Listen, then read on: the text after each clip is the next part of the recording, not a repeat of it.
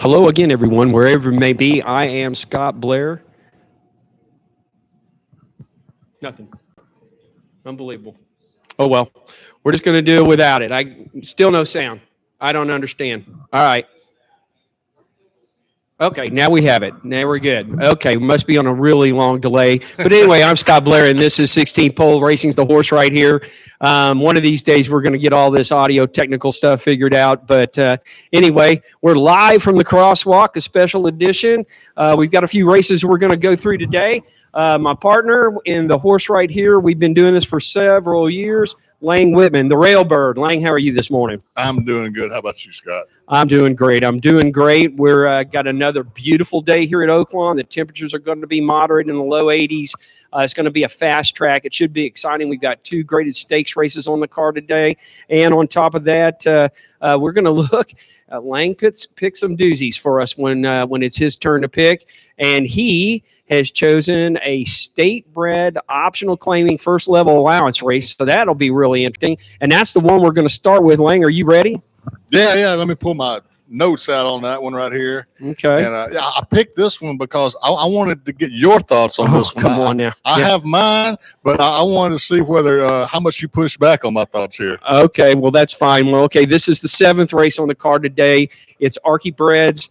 They're going to be going 6 furlongs. It's optional claiming 30. There's a couple that are in here for the tag, and actually just one that's in for the tag. But these are first level allowance Archie Breds. The purse is that rich $125,000. There's no discrimination here at Oaklawn. The Archie Breds run for the money, the same money that all these open company horses do, and that's one of the cool things about Oaklawn. So, Lang, take it away in race 7. Yeah, race 7 today. My top pick, I'm going with a long shot. Number 10, Boss of Me, 12-1 on the morning line. 3 straight pretty good races at the meet. A win, a place in the show, maiden special weight win, 2 back, third in a claiming 25,000 last out at 5.5 furlongs. Went a bit quick early, I think, in that race. Back to 6 furlongs today. Maybe this one can sit a little bit off the lead and close down the stretch. I believe there's a good chance here at 12-1. This is my best long shot of the day. I really like Boss of Me's chances in this race. Now, my second choice, number 5, Al's Romeo, 2-1, the favorite on the morning line. Won at claiming 25,000 last out, but was in a speed outside of the normal race for him.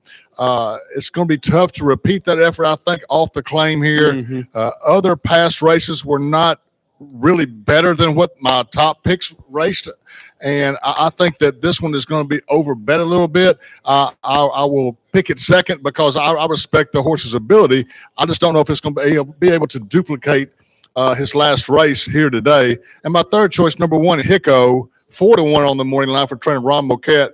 Here's another one that had a big effort in his last race at claiming 35,000. That was the best race of his career outside of a maiden special weight win back in April of 25. I had him picked to win that race that day, but another one, can he repeat that effort from March 14th? I'm not sure. I respect the horse's ability. If he does repeat that race, or if Al's Romeo repeats the race, one of these two is the most likely winner. I don't think they're going to, though, so I'm taking Boss of Me as my top pick. So in the 7th race, I'm going with number 10, 5, 1 as my 3 choices. Okay, well, we'll start, and I usually go backwards, but I'll just say this, starting off with the favorite of the race, who is Al's Romeo, at least the morning line favorite. I think he's very vulnerable here. I think you hit it right on the head that a lot of this has got to do is, can these horses reach back and repeat? And sometimes with Archie Breds, it's a little bit difficult, but doesn't mean it can't get done. The one thing that I think that Al's Romeo has going in his favor is the fact that this distance, 6 furlongs at Oaklawn, has been very, very kind to speed. He looks like he's got the best front-end speed of this race, but I'm just telling you, this looks like a crowded field. I think this is a grab bag. I mean, if you can put together an exacta in here, or you can double up one of these horses, maybe with somebody in the count fleet in the 8th, I think you can really make some money here. Let's go over why we probably shouldn't be playing Al's Romeo on top. Yeah, I just don't think. I think repeating that race is a stretch at the price he's going to be at today. Mhm. Now, I could back back him if he was 12-1. I think yeah, sure. If he Mhm. repeats that, he's going to be the winner, and I can get paid more. But at 2-1, I'm less likely to back him at that price. Okay, one horse that you didn't have in your top three, we didn't talk about, is number 6, Brahms Image. He's another one that can be up close. Has turned in some very good performances in the past. He's won 3 times here at Oaklawn. He's 8 out of 13 in the money. 1 for 2 here this year so far. I think he's got to be considered. I agree with that. That was on my sheet that I send out. I do send out my top 4. We only talk about top 3 here. I send out the top 4 for the people that want to play the superfectas, and the 6 and the 8 were both in consideration. I ended up going with the 8 as my 4th choice, but I do have the 6 here has a race. I think 2 back that if he runs that, that's another one that could win this race. This is a wide open race, and I end up going with the long shot. Absolutely. I think there's 4 or 5 horses that can win it, but I'm going to lean toward I think that the pace is going to be reasonable enough that somebody on the front end is going to win. But I think that, I have a hard time. I kind of like, for a price, I like Brahms Image here. So go ahead and put them back in order for everybody.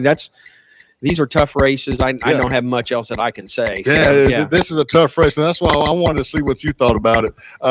7th race today at Oaklawn. I have horse number 10, Boss of Me, 12-1 the morning line. That's my top pick. Number 5, Al's Romeo, 2-1 the morning line. The favorite, my second choice, and the third choice, number 1, Hicko from trainer Ron Moquette. Okay. All right. Now we're going to just jump forward one race on the card. And once again here, this is where we can take somebody from that 7th and put them with the 8th and make a nice double. Okay. The 8th is the Grade 3 Count Fleet Sprint Handicap. It is carrying a purse of $500,000. Grade 3, going 6 furlongs.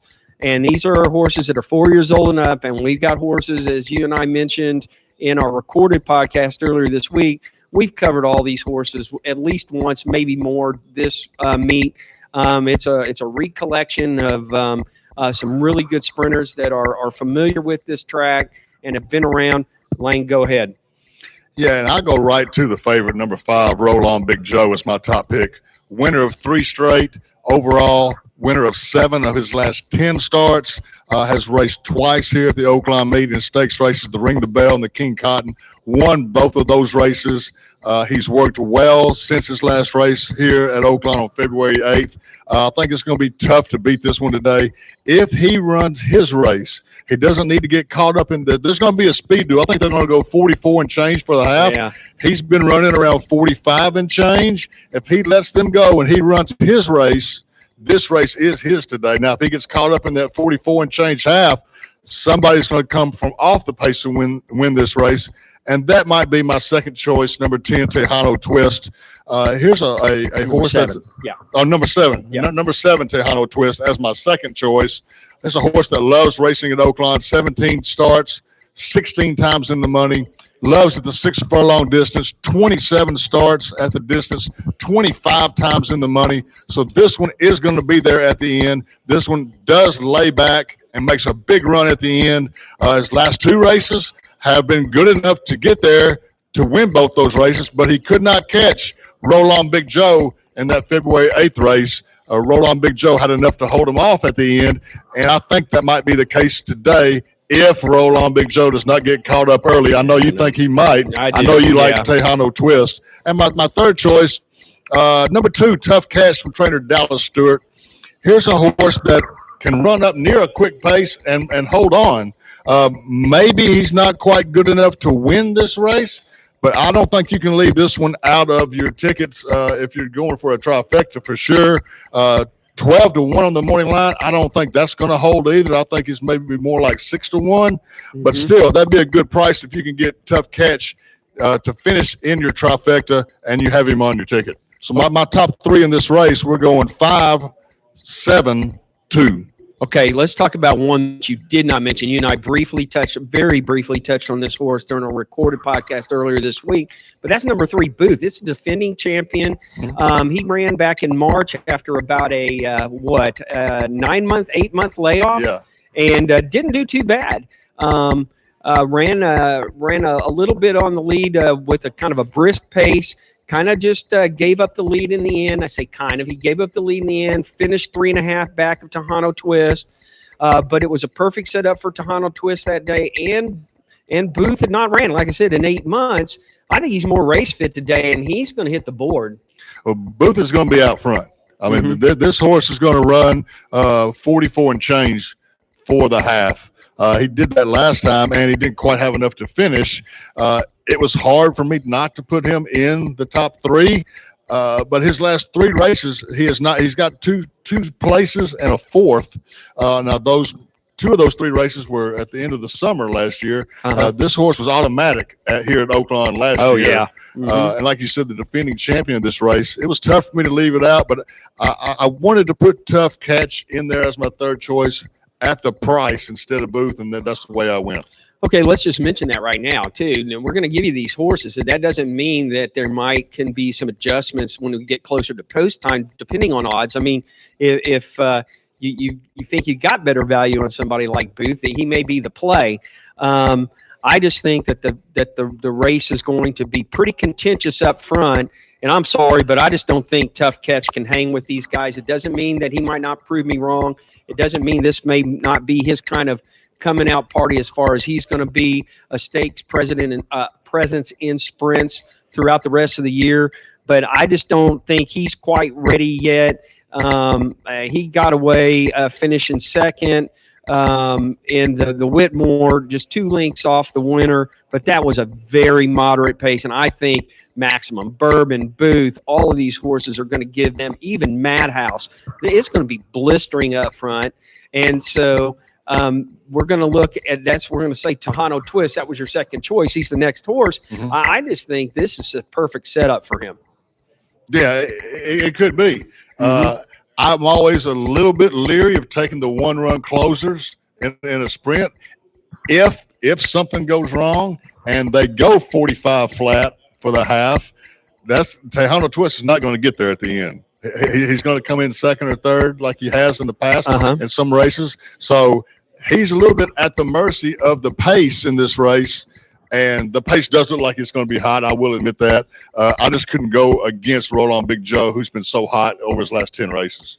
Well, I'll tell you this right now. This is not a race that you're going to want to use a single in a multi-race by any means. I don't think Roll On Big Joe is worthy of a single in a multi-race ticket. I think that if you're going to play multi-race or exotics, you've got to have Tejano Twist all over those tickets. That's just me. No, I'll agree with that. I'll agree with that. And I believe this is the 8th race. No, on my sheet today, I put my pick 4 in races, my suggested pick 4 races 4 through 7 instead of the last 4. I didn't want to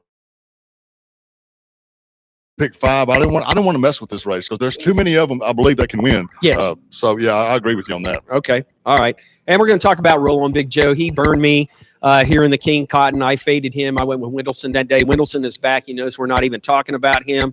It was my pick that day. Mine too. I don't have anything to say about him today. So yeah, exactly. Me either. I think he is. The 4 that we're talking about right now all lay over him, so I'm not going to put him anywhere, Wendelson. But Roll On Big Joe, he might prove me wrong, but once again, he has gotten away. Now, I use a Brisnet form, and it's not that I'm pumping the form, but they have variances to par on pace, and all the races that he has won, he has gotten away with moderate paces. I don't see hardly any where he was above par, even at second call. And I don't think he's getting away with that today. We will see today whether or not he wants to run truly on the lead and fights for the lead, or whether he can relax 2 lengths off the lead. If he can relax 2 lengths off the lead and run his race, I do believe he's the winner. If he gets up there and fights with them for the lead, I don't think we'll see any of those leaders win this race. It's going to be Tejano Twist. Well, he's going to have to – we're talking about Roll On Big Joe. He's going to have to figure out how to rate in this race. There is no way I think he can go head-to-head with with it, get into a big speed duel up front and finish this thing off on the front. I really don't. That's what I think is going to happen. And I think it opens the door. It's just me. It opens the door for Tejano Twist. Okay, Lang, put them back in order one more time, and then we're going to move on. One more thing before I do that. Yeah, sure. No, I'll say Roll On Big Joe hasn't raced since February 8th, though. He sat out the Whitmore, and maybe that gives him a little bit extra today over those horses that have raced in March. He hasn't raced since February, so maybe he's a slightly more fresh, can get 1 or 2 more strides on him at the end of the race to hold off Tejano Twist. Well, let's look at that just real quick before we move on. Then he came right back after that February 8th. He worked right on schedule on February 25th, and then he was right on schedule, or maybe they were stretching him out to 10 days, 12 days. But he was working consistently. And then you'll notice 2 works back. They sent him out for 5 furlongs, and that's to kind of build that endurance. That's typically, and then a lot of times when you see him come out and run a real strong 5 furlong work, they'll come back and run a maintenance 4. But he fired another bullet at 4 furlongs on April 3rd. So I think they're trying to build stamina in this horse. I know he's 6. There's not a lot they can do, but they're trying to make sure he's ready for some of these tougher races. But again, one more time, I think Tejano Twist is going to upset today. Oh, and by the way, I'm fading Roll On Big Joe, and but there were some times a couple years ago that I got stung fading Tejano Twist, and I'm just not doing it this time. I understand that. The 8th race today at Oaklawn, my top 3, number 5, Roll On Big Joe, number 7, my second choice, Tejano Twist, and my third choice, number 2, Tough Catch. All right, the last one we're going to cover today is the 10th race. It's the Grade 1 Apple Blossom. Got a good field here today, but man, there's a standout here. But the Apple Blossom is Grade 1, 1.16 for fillies and mares that are 4 years old and up, and the purse is $1.25 million. And okay, Lang, can anybody beat Nitrogen? I'll tell you what, Nitrogen is trying to take a step today in the footsteps of past champions of this race. I mean, yeah. I don't know if I've told you the story before. About 20 years ago, I interviewed Terry Wallace before the Apple Blossom, and I had my question for him. I was going to say, hey, I think the Apple Blossom is the biggest race every year at Oaklawn, and I was expecting him to push back and say, no, that's the Arkansas Derby. That's the media event. And no, he agreed, though. He said the Apple Blossom, history-wise, is the biggest race every year at Oaklawn. I would think so. I mean, you just look at the past winners of this race: Bayakoa, Passiana, Azeri, Zenyatta, Harbor de Grace, lately Midnight Bijou, Latruska, last year Torpedo Anna. I mean, you have horses here that there's races named after that have won this race. And Nitrogen horse number 1 is going to try to put her name next to those champions' names. She got upset last race. We had her picked in the Azeri, horse that did win this race 3 straight years. And she likes to get back on the winning side today. Don't really know what happened in that Azeri. Maybe the sloppy track. She didn't like it somewhat. Like the sloppy going. And that could be the case. She has raced. Her last 5 races have all been in graded stakes. She's got 2 wins, 2 places in the show. Has not, disgraced herself in any of the losses even. She's been right, within a length or 2. Even look back to the Breeders' Cup Distaff. She lost by a few lengths to Scylla, but Regaled was behind her, and Regaled is back in the race today. But Nitrogen, I believe, gets back on the winning foot today. This is the type of race that this horse wins. This is the type of horse that has won this race throughout the last 40 years. And I look for Nitrogen to run big today and win this race. My second choice, I'm going with number 3, Regaled, who I just mentioned. Another horse that has run graded stakes her last 5 times out. Now, only 1 win, 1 place in 2 shows, but she has been right there on almost every race, a graded race. So she's in fine form right now. She has beaten Nitrogen last race. 2 races prior in the Breeders' Cup Distaff. She just lost. She ran 3rd in there, just a length behind Nitrogen. So she's not too far off Nitrogen in 2 of their last 3 races. That's why she's my second choice. And my third choice here today, I'm going to number 7. And this is a long shot, and I'm taking a shot here. I talked about that on the podcast. 5G for George Weaver, coming up from Gulfstream with Johnny V riding. I kind of threw out that Grade 1 La Brea at a 7 furlong race at Santa Anita back in December that she raced. And if you get rid of that race and look at her last, maybe her whole career, she's right there. Is she the type of animal that can race with these at the Grade 1 level? I know you have doubts. We'll see today. But at 10-1, I include her in my picks as my third choice. I got you. Yeah, she's going to have to show a little bit more, but she did win a Grade 2 down at Gulfstream, the Gulfstream Oaks. That was a year ago, right? And then in all fairness to her, she was off a long time. She came back in December and did not perform well at all in the La Brea. And then she came here, at Gulfstream, and ran an optional claiming, which I'm sure was run as an allowance for her.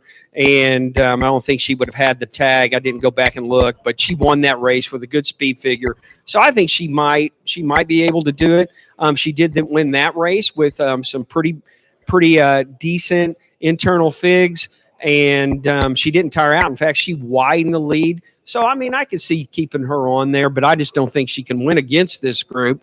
I'll agree with that. I'll agree with that. Okay. I don't think 5G can win the race. I think 5G could maybe boost an exacta or trifecta as at decent odds if somebody wants to play it that way. Okay, and I'm not sure. You and I have gone back on this, and my apologies to the connections of this horse, but I haven't gone back and learned her name exactly. I might be regaled, might be regaled. I'm not sure. I should have gone back and listened to Matt's call and see what he called her during the Azeri. But anyway, the number 3 horse, we'll just call her that. This race is going to set up for her well. There's going to be some decent speed on the front end here. She needs it. She just didn't quite get there in the Azeri. That race was ran above par on the front end, and I see no reason why, with the weather that we've had, the way the track's been running, this is going to be speed favoring, and all these horses that want to get out in front are going to be blistering it up front. And I think if she just is patient, she'll have a shot to win here. It wouldn't shock me. No. If she does win. Like I said, in 2 of her last 3 races, she's either finished a length behind Nitrogen or finished ahead of Nitrogen by a length. So she's run similar lately in their races when they went head-to-head. Okay, now Nitrogen. Here's the horse, okay? She burned me in the Alabama up at Saratoga. I was there. I played Cox's horse, Good Cheer. It was her first time off of the turf, other than one that got rained off. So it was her first entry into a dirt race. It was a Grade 1. This horse, she's not going to make that transition. That's one of the hardest transitions to make is from turf to dirt. And she handled it just fine that day, beat Good Cheer by a length and a half. There was no doubt. So she burned me there. She just ran into a horse that was really on top of it, Scylla, when she ran in the distaff. So Nitrogen, and here's one thing, and man, I'm probably reaching way too deep for this, but here's what I like about Nitrogen today. The rail's not going to bother her. This is a horse that cut her teeth in turf races, and we know how those are. They're always full fields.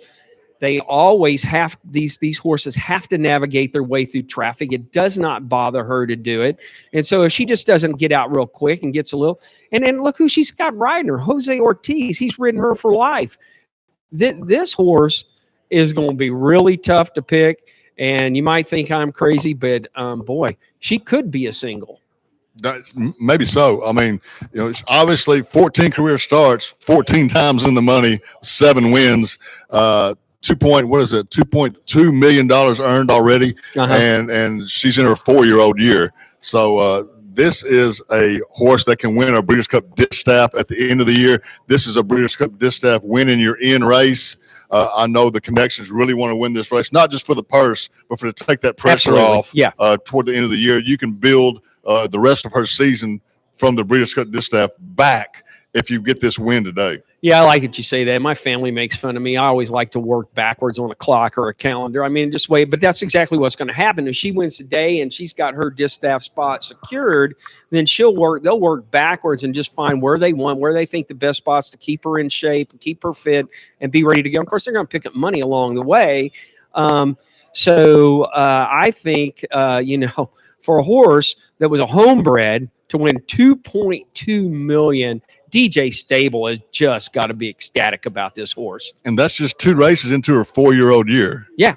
So, I mean, she's a big-time filly, and I look for her to win this race today. I'll tell you one that we haven't also talked about is number 2, Majestic Oops, who pulled the upset last time. I do not think this one is my 4th choice on my picks today. I don't think she can replicate that race. Kudos to her for winning that race and running a great race that day. Mm-hmm. I don't think it's going to happen 2 times in a row. Yeah. And nothing against that horse. It's a horse. I've been following that horse for a long time. She ran here last year. Won an allowance, won the Dig a Diamond, won the Lady Secret up at Monmouth. So yeah, that's a name that you just don't forget, Majestic Oops. And I've been following her for a long time. I just don't think she quite fits here today. I hate to say that. I don't want to ever upset these connections, but I just think this is a little big of an ask for her, even though she won a grade 2 last time out. Yeah, and a good finish today, maybe a 3rd place finish, puts her over $1 million in career earnings. So this is not it wasn't a fluke that she won that other race. She ran great that day. I just don't think that she's going to run that big back to back. Well, I just think we'll go back to nitrogen. I just think the sloppy track in the Azeri, that's what I'm going to attribute her peril to. And she doesn't have that to deal with at all today. She's got a gorgeous day out there. I think that she will pick her way through. And, that sire of hers, Medaglia d'Oro, he was a star here as well. And, one of his offspring was a huge star here in Rachel Alexandra. So another top. So this horse has thrown out some really good fillies over the year. He's produced them, and he's got another one here in nitrogen. So, all right, go ahead and put them back order, and then we're going to wrap up. Okay, 10th race today here at Oaklawn. The $1.25 million Apple Blossom, grade 1. My top pick, the favorite, number 1, Nitrogen. My second choice, number 3, Regaled. And my third choice, number 7, 5G. We'll see if we can get a price in there in the trifecta to boost the price a little bit. Okay, Lang, let's say some thank yous, and then we're going to let you tell everybody how they get your picks, So for today, any day they want. Let's start out with thanking the Crosswalk. We're here live. They are gracious enough to let us host here, and we love it. We've done several shows here this year, but their Saturday special, all Oaklawn meat, is $7 Bloody Marys all day long. Jazz is here at the bar. She's got it going on. There's a good little crowd in here. And so $7 Bloody Marys. They're right across from the American Pharaoh statue at the track. You can't miss it. You just get in the crosswalk and you come right in the front door. So stop in here before the races, after the races, or if you want an intermission, come across and have a cold beer. It's a great place to do it. Let's thank Arkansas Beverage Sales. They're a longtime Anheuser-Busch distributor here in the Hot Springs area. They are, obviously the distributors of Michelob Ultra, and we appreciate them. Next, let's thank Brothers Roofing and Restoration, long-time residential roofing specialist in the western half of the state of Arkansas, including the Hot Springs and central part, also eastern Oklahoma. Look them up. It's storm season. You may need your roof replaced. Look up brothersroofing48.com to find out more about them. Let's thank the guys at ESPN Arkansas. They host Lang every Friday on the Morning Rush, but Tommy, Ty, Colton, all those guys, Christian, are very gracious to help us with this podcast. And by the way, they had a big announcement yesterday. They purchased the flame-throwing 93.7, which has been the biggest radio station in western Arkansas for probably 40-plus years, maybe even longer than that. They finally consummated the deal, bought it from, excuse me, excuse me, my asthma got me. They bought it from the Baker family, and that is going to, the long time music format is going to be converted to a very, very strong sports signal in the state. So congrats to everybody at ESPN Arkansas. All right, Lang, tell them how they get your picks. Yeah, you can just get a hold of me through any social media at the Railbird 333, whether that's Facebook, X, Instagram, or TikTok. I have picks every single race day at Oaklawn when Oaklawn meet ends. I'll have some weekend picks from Churchill Downs and every Triple Crown race day. Later in the summer, I will have all 40 days at Saratoga. That is my second favorite track besides Oaklawn, which is obviously number one. So that I will have picks all the way up through Labor Day. And when Labor Day hits, Saratoga ends, and I become a college football handicapper then. Wow, that's cool. Oh, we got one more thank you. We're going to thank Emma, your daughter. She's kind of our live remote producer. She's helping us a little bit out today on the computer. So thank you, Emma, and we appreciate that. All right, anything else? No, let's have a good day at Oaklawn today. I'm excited. I got here late today because I was going to have to go home and do some chores, but I got up this morning, got them all done. I was about 10 minutes late getting here, but I don't have to leave. I'm here for the day, all right? Okay, so that's it. Thank you to everybody. And no matter what you're doing today, tomorrow, or whenever, always go fast and win.